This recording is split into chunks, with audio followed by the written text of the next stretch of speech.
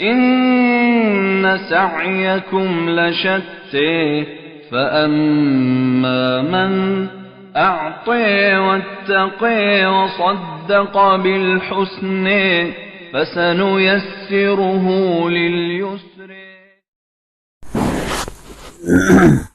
اعوذ باللہ من الشیطان الرجیم. بسم اللہ الرحمن الرحیم. ہمارا باب الحمزتین من کلمتین شروع ہے. اس کا ایک سبق پہلے ہو چکا ہے اور آج اس کا دوسرا سبق ہوگا.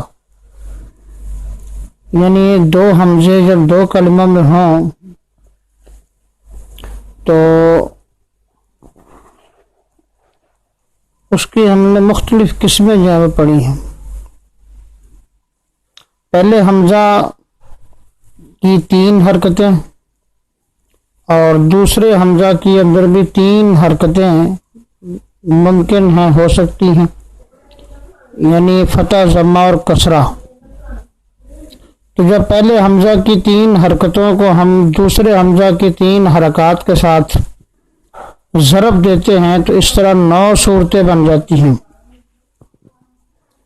ان 9 میں سے 3 صورتیں متفق علیہ کی ہیں کہ جب دونوں حمزوں کی حرکتیں متفق ہوں، یعنی دونوں مفتوح جیسے جاء امرنا، اور دونوں مکسور جیسے من السماء انا، اور دونوں مضموم جیسے اولیاء اولئک. تو یہ جو دونوں کی حرکتیں متفق ہیں، ان کا اختلاف ہم اس باب کے پہلے سبق میں ہم پڑھ چکے ہیں. پھر آج کا ہمارا سبق اس شعر سے شروع ہوتا ہے: وَإِنْ حَرْفُ مَدٍ قَبْلَ حَمْزٍ مُغَيَّرٍ يَجُزْ قَصْرُهُ وَالْمَدُّ مَا سَالَ أَعْدَلَ. یہ ایک شعر بیان کرنے کے بعد امام شاطبی رحمۃ اللہ علیہ جو ہیں حمزتین فی کلمتین کی باقی صورتیں جو ہیں وہ بیان کریں گے.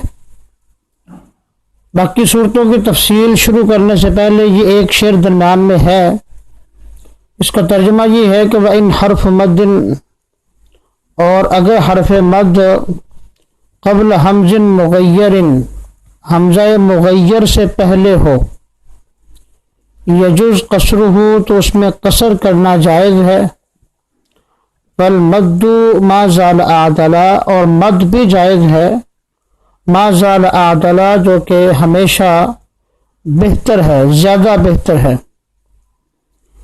تو اس شعر میں امام شاطبی رحمۃ اللہ علیہ یہ بات سمجھا رہے ہیں کہ وہ حمزہ مغیر جس حمزہ میں تغییر واقع ہوئی ہے، تغییر کی مختلف قسمیں ہیں کہ اس حمزہ میں تسہیل ہو جائے، یا حمزہ حذف ہو جائے، یا حمزہ میں ابدال ہو جائے. تو یہ ساری تغییر کی ہی مختلف قسمیں ہیں. تو جس حمزہ میں تغییر ہو جائے اور وہ حمزہ سبب مد بن رہا ہو، یعنی اس کی وجہ سے اس میں مد ہو رہی ہو، تو اب اس مد کے اندر جو ہے وہ 2 صورتیں جائز ہیں. ایک تو قصر اور دوسرا مد. مد سے مراد یہ ہے کہ جو اس قاری صاحب کا مذہب ہے اس مد کے اندر،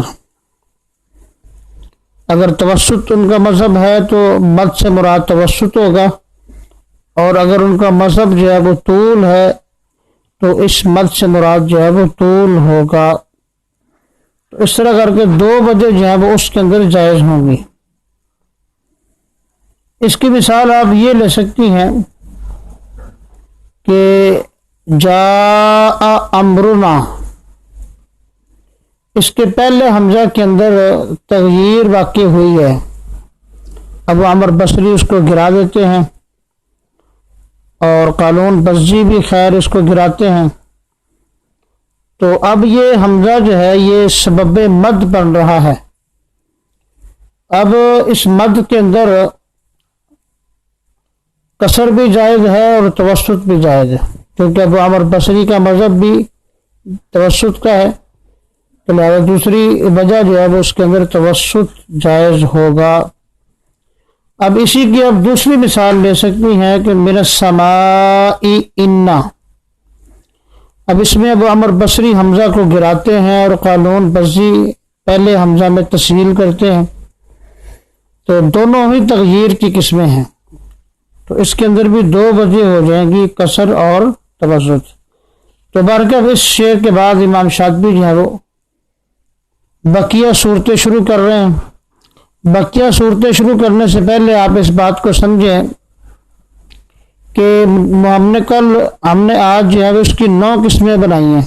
ابھی کچھ دیر پہلے میں نے بیان کیا ہے کہ اس کی 9 قسمیں بنتی ہیں ضرب لگانے سے، اور ان میں سے 3 کا تذکرہ پہلے گزر چکا اور باقی جو ہے وہ 6 رہ گئی، لیکن ان 6 میں سے 5 کا استعمال قرآن مجید کے اندر ہے، موجود ہے، اور ایک قسم کا قرآن مجید کے اندر استعمال نہیں ہے، اس کا ہم آگے جا کے نشاندہی کریں گے۔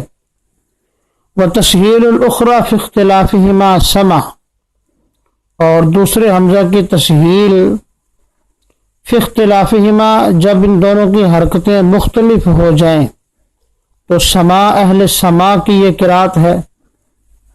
اب یہاں پر امام شاطبی نے تسہیل کا لفظ بولا ہے، لیکن تسہیل سے مراد تغییر ہے، تو تغییر کی مختلف قسمیں ہیں، اس میں تسہیل بھی شامل ہے، ابدال بھی شامل ہے، اور حذف بھی شامل ہے۔ تو یہاں پر تسہیل سے مراد جو ہے وہ تسہیل نہیں ہے بلکہ تغییر مراد ہے۔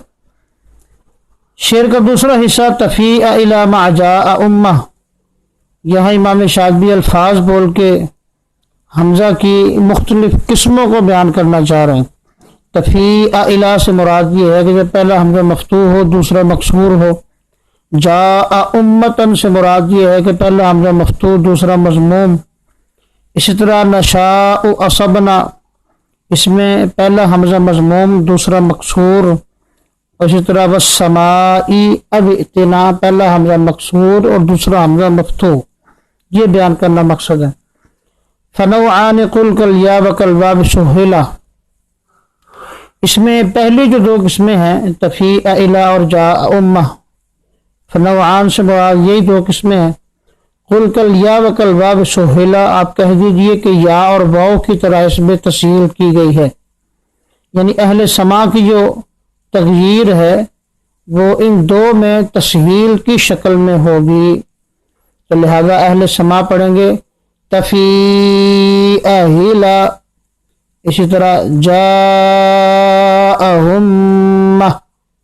تسہیل جو ہے وہ حمزہ کی اپنی حرکت کے مطابق ہوتی ہے، اگر فتح والا حمزہ ہوگا تو تسہیل کل الف، اور اگر جو ہے وہ کسرہ والا حمزہ ہوگا تسہیل کل یا، اور اگر حمزہ والا حمزہ ہوگا ضمے والا حمزہ ہوگا تو اس میں تسہیل کل واو ہوگی۔ اس کے بعد اگلا شعر ہے ونوعان منہا، اور ان میں سے دوسری 2 قسمیں ابدلا منہما، ان میں ابدال کر دیا گیا ہے۔ تو ابدال جو ہے وہ ہمیشہ ما قبل کی حرکت کے مطابق ہوتا ہے، تو لہذا حمزہ کو ما قبل کی حرکت کے مطابق حرف مد سے بدل کر پڑھنا یہ ابدال ہے۔ تو اس شعر میں جو 2 قسموں میں ابدال کیا گیا ہے وہ ہے نشاء اصبنا، یہاں پر حمزہ اگرچہ مفتوح ہے لیکن ما قبل چونکہ ضمہ ہے تو لہذا حمزہ کو واو سے بدلنا یہ ابدال ہوگا، نشاء وصبنا۔ اسی طرح والسماء ابئتنا، اس میں بھی حمزہ اگرچہ مفتوح ہے لیکن ما قبل چونکہ کسرہ ہے تو ابدال ما قبل کی حرکت کے مطابق ہوتا ہے، تو لہذا والسماء یبئتنا یہ اہل سما کی قرات ہوگی۔ اس کے بعد شعر کا اگلا حصہ وقل یشاء الی کالیاء اقیس معدلا، اور آپ کہہ دیں کہ یشاء الی یعنی پہلا حمزہ جب مضموم ہو دوسرا مکسور ہو تو کالیاء یا کی طرح مراد تسہیل کرنا، اقیس معدلا یہ زیادہ قرین قیاس ہے انصاف کے زیادہ قریب ہے یہ بات۔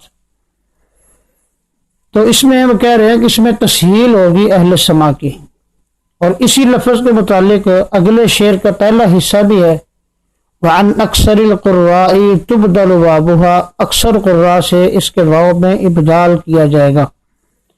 تو مطلب یہ ہے کہ جب یہ شکل ہو کہ دو حمزے دو کلموں میں ہیں اور پہلا حمزہ مضموم ہے، دوسرا حمزہ مکسور ہے، جیسے یشاء الا کی مثال ہے، تو اس کے اندر اہل سما کی دو قراءات ہیں، ایک تو کل یا مراد تسہیل ہے، اور دوسرا یہ ہے کہ وَعَنْ أَكْثَرِ الْقُرَّاءِ تُبْدَلُ وَابُهَا، اکثر قراء نے اہل سما سے ابدال نقل کیا ہے۔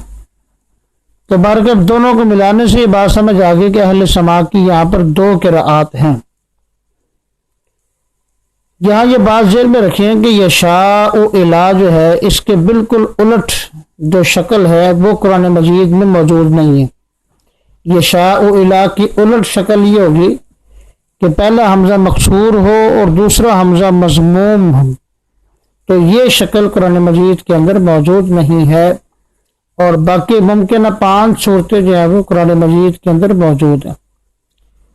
اس کے بعد شعر کا اگلا حصہ ہے وَكُلٌّ بِحَمْزِ الْكُلِّ يَبْدَأُ مُفَصَّلًا، وَكُلٌّ اور تمام قراء بِحَمْزِ الْكُلِّ تمام کلمات میں حمزہ کے ساتھ یبدا مفصلا وہ ابتدا کرتے ہیں مفصلا جدا کر کے۔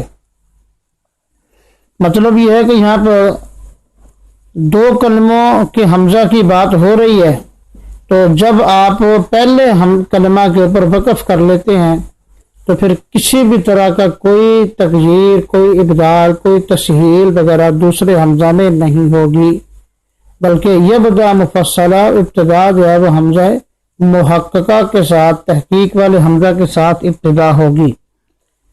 مثال کے طور پر آپ یشاء الا کو ملانے کی بجائے آپ وقف کر لیتی ہیں یشاء، تو اب تمام قراء اہل سما سمیت جو ہے وہ الا والے حمزہ کو تحقیق کے ساتھ ہی پڑھتے ہیں، کوئی اس میں تغییر نہیں ہوگا، کسی قسم کی تبدیلی نہیں ہوگی۔ والابدال محض، اگلا شعر یہ ہے کہ والابدال محض، اور ابدال جو ہے خالص حرف مد سے بدلنے کا نام ہے، جیسے کہ ہم نے پیچھے پڑھا بھی ہے، خالص حرف سے بدلنے کا نام ابدال ہے۔ والمسہل بینما، اور تسہیل بینما هو الحمز والحرف، حمزہ اور حرف کی درمیانی کیفیت کا نام ہے۔ الذی منہ اشکلا، وہ حرف جو اسی سے شکل پاتا ہے، اسی سے حرکت دیا گیا ہے۔ مطلب اس کا یہ ہے کہ حمزہ کی جو بھی حرکت ہوگی، جو اس سے حرف مد بنتا ہوگا، حمزہ کو حمزہ اور اس حرف مد کے درمیان پڑھنا، یہ تسہیل ہے۔ مثال کے طور پر حمزہ کے اوپر جب وہ زبر ہے اور زبر سے الف جو حرف مد ہے وہ بنتا ہے، تو ہم کہیں گے اس حمزہ کو حمزہ اور الف کے درمیان پڑھنا، یہ تسہیل ہے۔ اسی طرح اگر حمزہ کے نیچے زیر ہو تو زیر سے یا حرف مدہ جو ہے وہ شکل پاتا ہے، تشکیل پاتا ہے، تو ہم کہیں گے کہ اس حمزہ کو حمزہ اور یا کے درمیان پڑھنا، یہ تسہیل ہے۔ اسی طرح حمزہ کے اوپر اگر زبر اپنا پیش ہو، ضمہ ہو، تو ضمے کا تعلق جو کہ واو کے ساتھ ہے، تو ہم کہیں گے اس حمزہ کو حمزہ اور واو کے درمیان پڑھنا، یہ تسہیل ہوگی۔ تو یہاں پر کافی امام شاطبی نے تسہیل اور ابدال کی جو ہے وہ تعریف ہمارے سامنے بیان کی ہے۔ السلام علیکم ورحمۃ اللہ وبرکاتہ۔